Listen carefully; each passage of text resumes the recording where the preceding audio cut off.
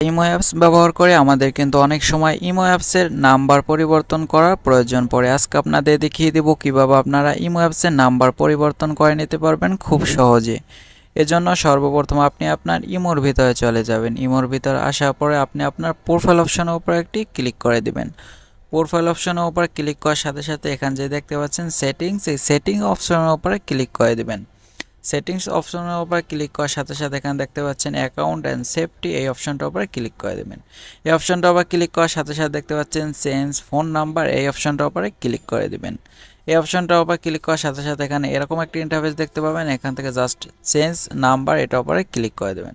এটা আবার ক্লিক করার পরে উপরে যে অপশনটা দেখতে পাচ্ছেন এখানে আগের নাম্বারটা দিবেন এবং নিচে যে অপশনটা দেখতে পাচ্ছেন এটায় নতুন নাম্বারটা দিবেন যেটা এখন অ্যাড করতে চাচ্ছেন। আর অবশ্যই আপনি যে নাম্বারটি চেঞ্জ করবেন সেই নাম্বারটি এবং নতুন নাম্বারটি আপনার একই ফোনের ভিতরে থাকতে হবে, তাহলেই কিন্তু আপনি কেবল আপনার ইমোর নাম্বারটি পরিবর্তন করে নিতে পারবেন।